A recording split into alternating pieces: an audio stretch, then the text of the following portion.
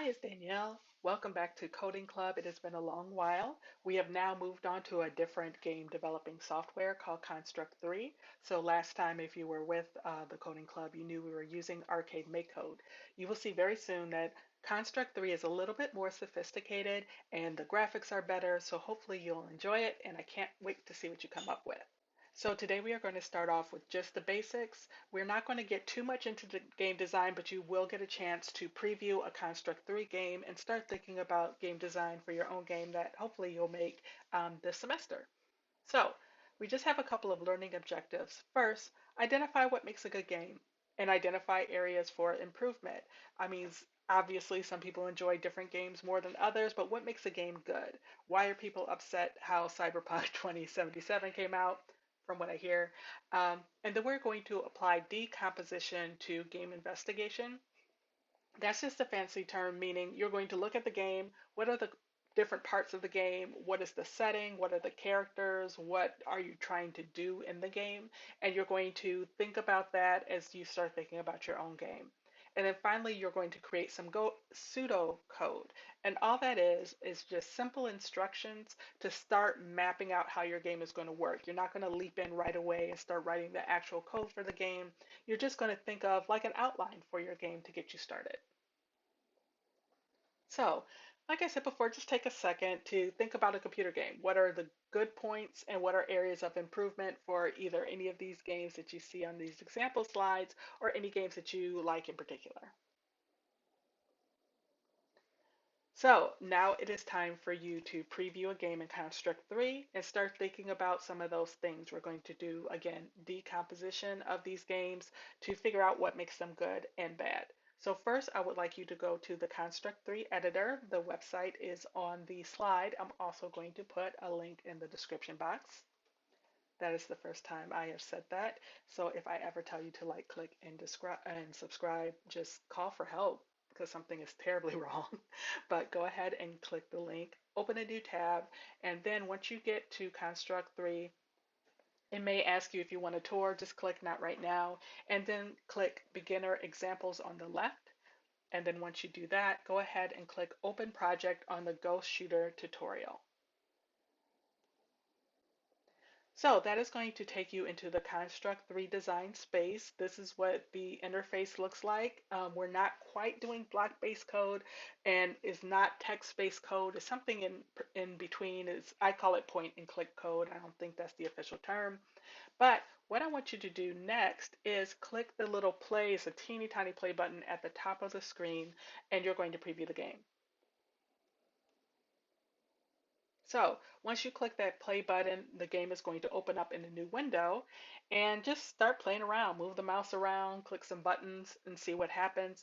Pause this video for a second and then just take a couple of minutes to go ahead and do that.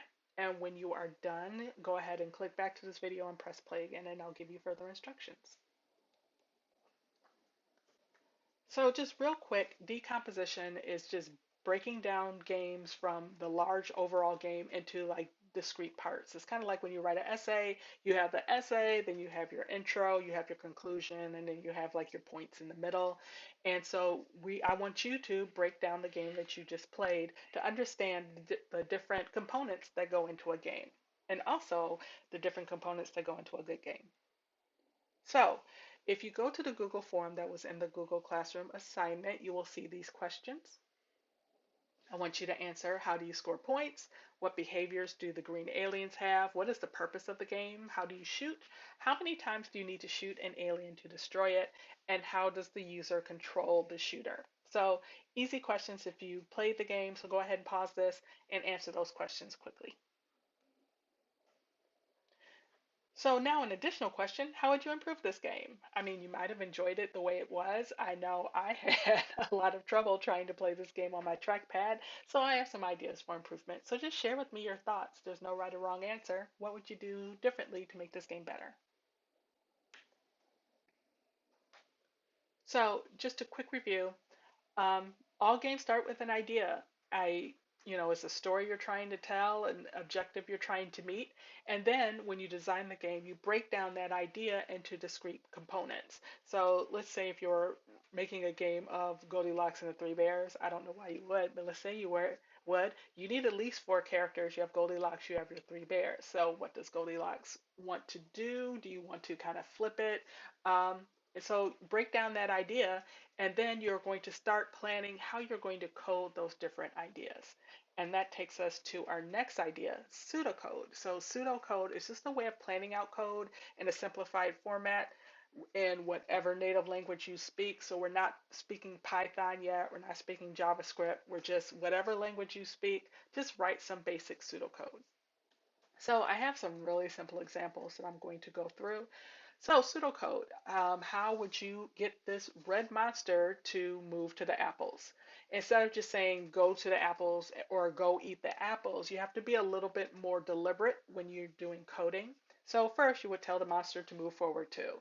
So he moves forward two spaces, turns right, moves forward another two, and then eats the apples. See? And then in a little more complicated situation, what pseudocode would be used to get the monster to eat these two groups of red apples?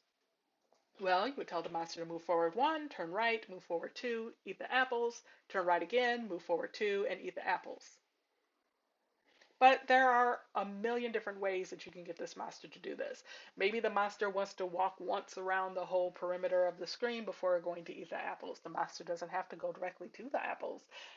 So there's an infinite ways of doing this, and depending on your game design, it's going to depend on how you write the pseudocode for this. So take a second. It says go to the worksheet at the top of the slide. Actually, you're going to go back to the Google form, and then you're just going to write some pseudocode to get the monster to eat all three sets of red apples. So that's it for today's lesson. Really simple. If you want to get some extra cool points with me that aren't redeemable for any incentives or anything, but just cool points, go ahead and write some pseudocode for the shooter game that you just previewed. And then once you submit that Google form, the last question, pseudocode for the shooter, is optional. Everything else is required. Once you submit that form, I can go ahead and send you instructions on how you access the Construct 3 game engine so that you can get to work with exploring and experimenting before you come back next week, which I hope you do. So have fun. Feel free to email me if you have any questions. Contact your college bound advisor if you do have any questions about how to reach me, and I hope to talk to you soon.